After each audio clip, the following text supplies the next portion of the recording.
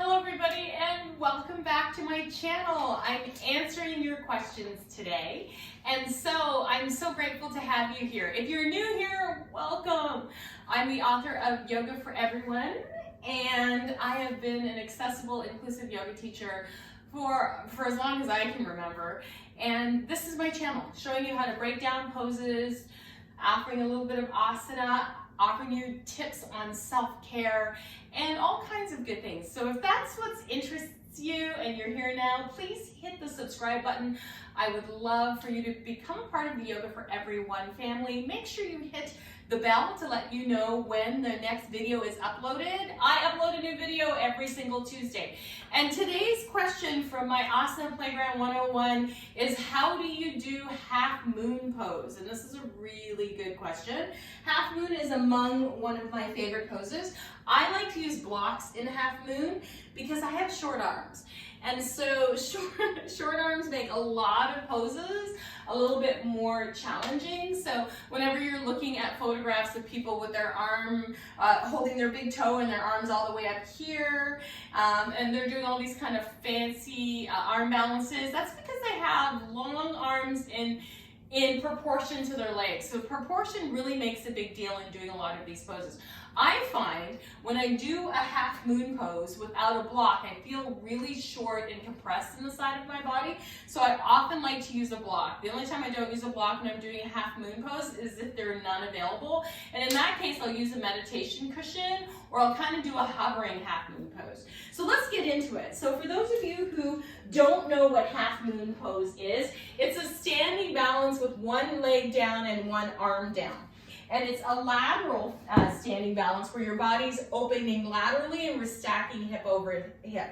So the way that I most like to come into it when I'm teaching a vinyasa class is to come into it from either a warrior stance or a side angle pose, or even coming from triangle. So any poses that are laterally facing is the way I like to come into this pose. So I'm going to start out here in Warrior 2. So my legs are really wide apart, almost as wide apart as I am high, so maybe about 5 feet or a little less. And then I kind of give myself a ballpark figure of where my wrists are in relation to my ankles. So if I dropped a plumb line down from my wrist, they would be around where my ankles are when I come out. And now I'm going to bend into the square of my left knee. I'm going to place my right hand on my waist and my left hand on the block. So I'll bring the block alongside the pinky toe side of my foot. And now I'm going to externally rotate my body open, bend into the square of the knee, and start in side angle pose. So we went from Warrior 2 to a side angle pose. I like to have my hand on my waist because it makes me feel a little bit more stable. Then I'm going to take my gaze down to the big toe on my left foot and start to heel toe my right foot a little closer to the center of the mat. Now I'm going to walk my left block forward and diagonal and start to hop. See how I fell over? Start to hop my back leg up. So you can hop it up or drag it along the mat and then stack. So what ends up happening is you want to stack hip over hip, and you'll notice I get a lot more height because I have my hand on the block. Sometimes I lean too far back and fall out of it, but that's okay. It lets you know where the edge of the pose is for you. So you can push off, push into the block, curl the chest open, find a spot on the floor where you can set your gaze, and then open up. And as you feel more balanced, then you can move your head and move your gaze. If you are close enough to a wall, it's really handy to use the wall to support your half moon pose. So the same thing is going to happen on this side. I'm going to place a block at the pinky toe side of my right foot. I'm going to come right up against the curtain here and come into a Warrior 2 pose using the wall. Then I'll place my hand on the block, bend into the square of my knee, bring my hand to my waist. Now looking down at my right big toe, I'll start to walk the block forward and hop my back leg, which is my left leg, onto the wall. Looking down at the mat in front of me, keeping my drishti point, I'll find my balance. And once I've found my balance, I'll keep my eyes on my focal point, then I'll turn my head. And once my head is all the way turned, then I'll move my focal point. Now you can push your foot into the wall, you can come up onto your toes, you can push the floor away from you, you can play a lot with this pose. Then when I'm ready to come out of it, I'm going to look down at my toe, bring my hand to my waist, bend my knee, and bring my leg off the wall. So that's one way that you can play with your half moon pose. My shelves are pretty stable. I'm going to use the shelf as a wall.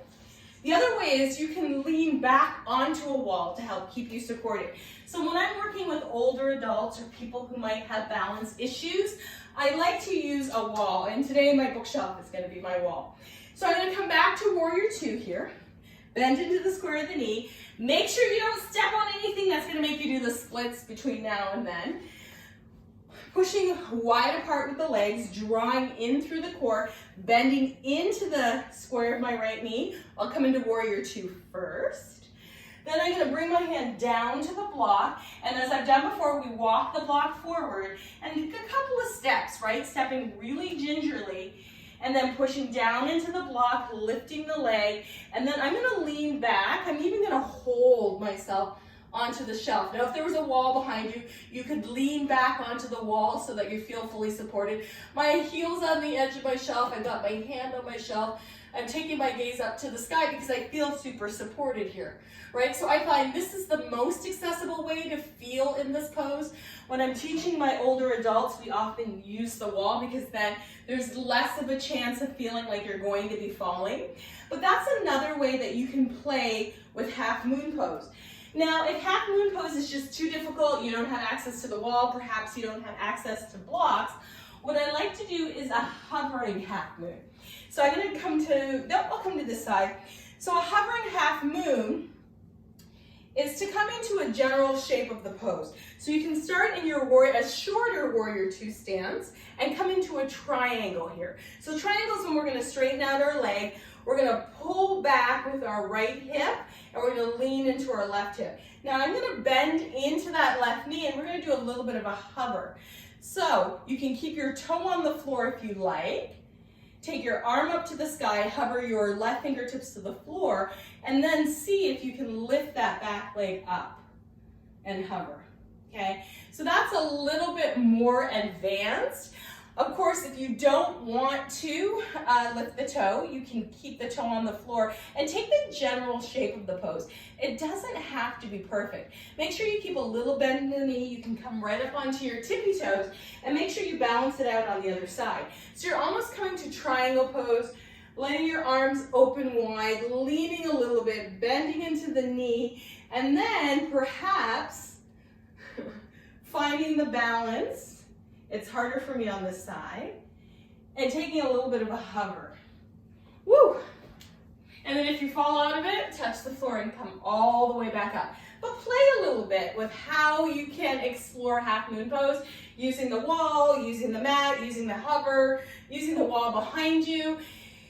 It's all about the play of the asana, and in yoga we call that lila. It's the play of the universe, when unexpected things come around and you learn something you never thought you were going to learn just by playing. So thank you for being here. Thank you for subscribing to my channel. I would love to hear from you. Let me know how you get into half moon pose or what props you like to use in your practice. I would love it if you post a picture on the gram or follow me on Instagram.